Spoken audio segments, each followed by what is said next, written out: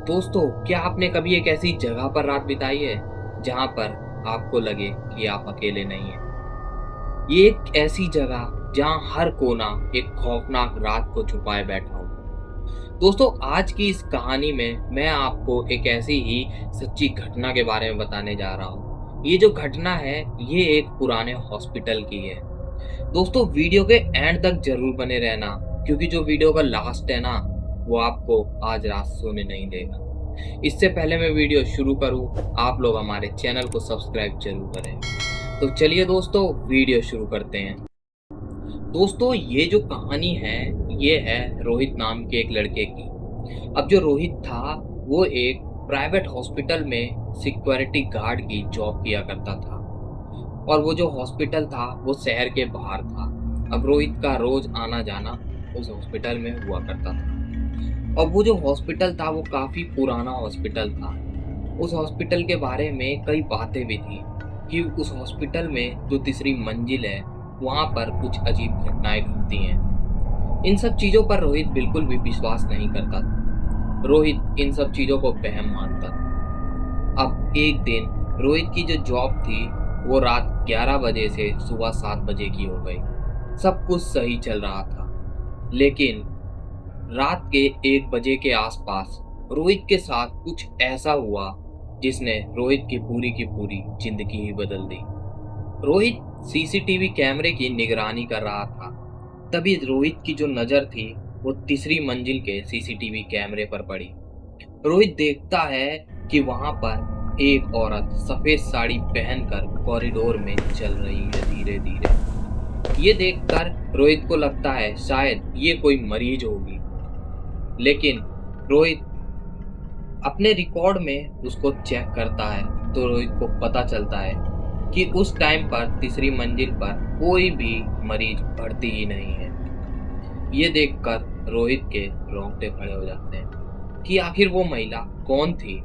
इतने में रोहित कुछ समझ पाता।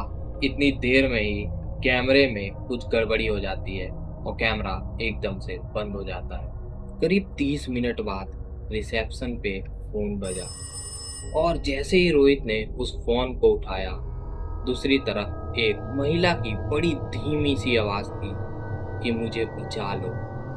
इतना कहकर वो महिला चुप हो गई। रोहित ने बोला, आप कहाँ से बोल रही हैं? आप कौन हैं? तुरंत ही फोन कट गया। रोहित ने जल्दी से उस कॉल की लोकेशन चेक करी, तो रोहित को पता चला वो कॉल उसी हॉस्पिटल के तीसरी मंजिल के एक रूम से आई है। ये देखने के बाद रोहित के हाथ पैर एकदम कांप गए। रोहित ने हिम्मत जुटाई और अपनी टॉर्च उठाई और तीसरी मंजिल के कॉरिडोर में पहुंचा। कॉरिडोर में एक अजीब सी खामोशी थी। रोहित को काफी डर लग रहा था। जैसे तैसे करके रोहित उस कमरे के पास पहुंचा। जैसे ही रोहित उस कमरे के पास पहुंचा, तो रोहित को वहां पर किसी महिला के रोने की आवाज आ रही थी। रोहित जैसे ही गेट खोलता है और अपनी टॉर्च उस कमरे की तरफ घुमाता है, तो रोहित देखता है वहां पर एक सफेद साड़ी में औरत जमीन पर बैठी हुई है। उसके बाल से उसका पूरा का पूरा चेहरा ढका हुआ है। रोहित उससे बोलता है, आपको क्या हुआ? आप इस कमरे में क्या कर रही हैं? वो महिला कुछ भी जवाब नहीं देती। कुछ सेकंड बाद वो जो महिला थी, वो धीरे धीरे अपना चेहरा रोहित की तरफ उठाती है।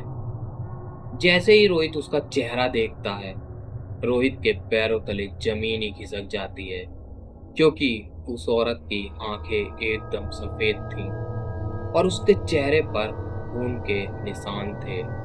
ये देखकर रोहित काफी डर जाता है। उस औरत के चेहरे पर एक ऐसी मुस्कान थी जो देखने में काफी भयानक लग रही थी। इतना देखकर रोहित वहां से भागने की कोशिश करता है।